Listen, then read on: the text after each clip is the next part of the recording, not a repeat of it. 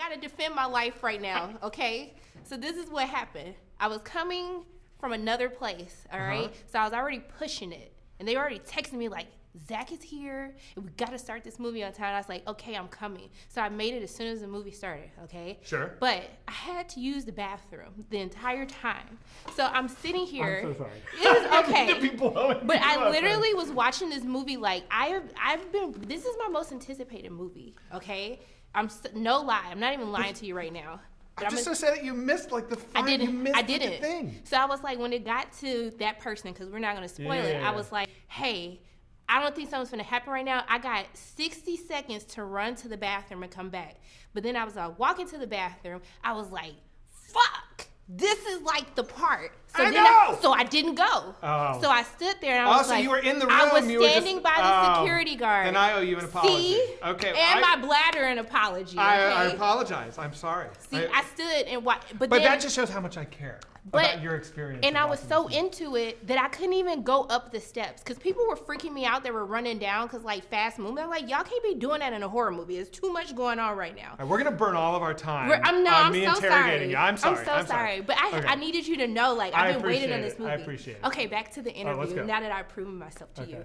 You know, I do think it's really chaotic to like have this movie with like different cuts of characters. Yeah. But I loved it. I wanted you to talk about the importance of having that and actually have characters like live these full emotional arcs in such a short amount of time. Thank you. I mean, yeah, it's hard. You got to load a lot into like a little with these characters. You got to kind of build them all the way out, and you get like 12 minutes to go for each one, you know? So that was hard. And you get a little bit, you know, I get to learn a lot about Alden and Julia's chapter, and I get to learn a lot about Austin and Alden's chapter and stuff like that. So you get into like little cheats here and there, but that was one of the biggest challenges of writing the script. You picked up on like something that no one else has asked about. That was hard. See, that means I didn't go to the bath. Okay. You're good. But also too, this is something I stress so much about protecting the theatrical experience. And that's why I actually don't watch movie trailers because of this. I wanted you to talk about, because I think it's so important that even through the press that you're making sure that is protected for fans wanting to go see it. Yeah. I mean, mysteries and thrillers especially, it's like if you get on the ride but you kind of know where it's going, you're ruining it. And so it's so crucial to be able to go and have a pure experience with this story as it unfolds.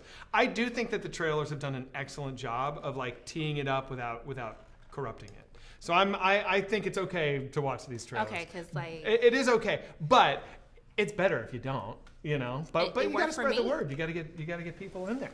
But I think one of the craziest parts when I left this movie was you're watching a film where fans are there because they want to know why. Yeah. But I think one of the most frustrating things, and one of the things that I see with even how we treat kids today, is no one in the movie, minus like two characters, was asking the question, why?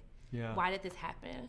And I wanted you to talk about the importance of that, because I think we always want to know the answers to questions, but the people who are supposed to be protecting everyone isn't really doing that. Oh, you really said a mouthful. And I mean, I don't even know how to talk about that because it's sad. And I don't know. For me, that was like the whole point of the movie is to try and understand. But I don't even know how to kind of speak competently about it because this is such a personal movie, and it's so much about like losing people.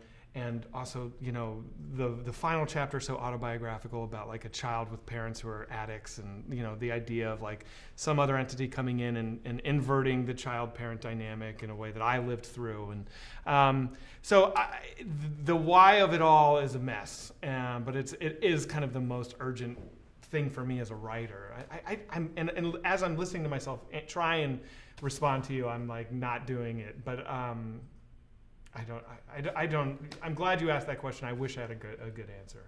I'm happy with that. Okay. I just want to thank you so much for taking time. I want to thank you, and I'm sorry to waste so much time on some bullshit. It's okay. I love this. You're 2 for 2. Keep doing everything that you're doing, because I am in love. Okay, thank you so much. How are we doing today? I'm good. How are you? I'm doing good. Thank you for traumatizing me last night for watching this movie. I love your nails. Thank you. What do they have anything special on them? These are like Jurassic and Superman. Don't judge me. Listen, girl, I take a while to get my nails done. I need to have press in order to get it done. So it all takes good. 6 hours to get my nails done. So it's like a whole day. It's a whole thing. So it's 3 hours on one hand and 3 For hours the on whole the other? thing, for the whole shebang, because they go in between. Oh my God. Yeah, This it's is insane. amazing though. I don't know why he continues to do it, but I appreciate him. Yes. But I love your character because, first of all, Justine, she got a lot going on, okay? I don't know if I agree with everything she was doing. I was like, girl, don't do this. She's But very impulsive. she is. Yeah. But I think the thing that I like the most about her is she's always fighting for somebody. And I love this idea, especially in this movie, because you have these people who have kind of forgotten about these kids. Yeah. But you have these two people who are still fighting to figure out what happened. Yeah. So I wanted you to talk about the complexity of playing a character that can be seen as complex, but someone who has such a big heart. Well, that's exactly it. You know, just it's the classic case of the intention was pure, but the execution was a little messy.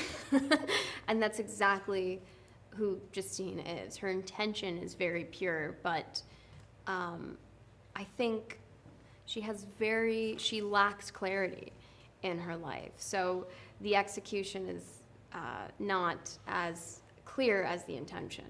In a way, and I think she's extremely impulsive.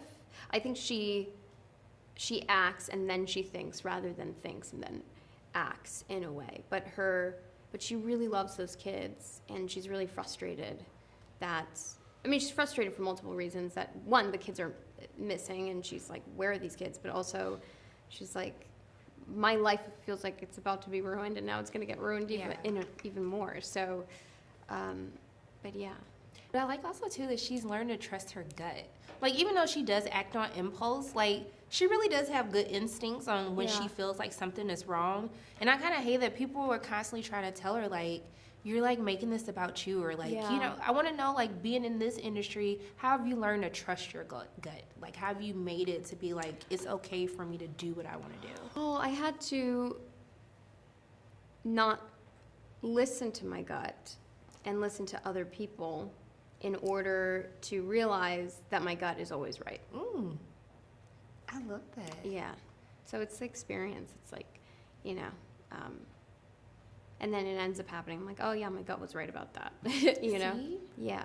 Yeah, but it didn't take too long. I didn't, you know, I mainly listened to my gut. You're your own master of your ship, okay? But I mean, you're in this amazing movie. You also have F4 coming out. Yeah. I want to know, like, how has it been balancing it all? Like, how is it, you know, still taking on these cool, awesome projects, but then also taking on something as massive as being a part of the MCU? I mean, it's amazing. It's always a balancing act, right? You know, very early in my career, I would always hear people talk about actors like, oh, they're not that good.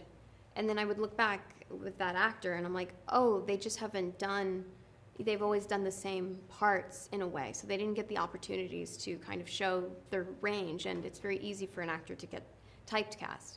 And I remember very early on thinking, oh, I never want that to happen to me. So every project that I do has to be different from the next project because of that. So I'll do things that are a little harder and more uncomfortable, but it's in the long term, it's good. Well, I think you're fabulous because your gut is always right and you're making the best choices. Thank you. I just want to thank you for always taking time out of your day to speak with me. I'm continuing to send love and light your way, okay? Thank you so And hopefully much. I'll see you tonight, Thank all right? you. Yes, I'll see you tonight. Yes.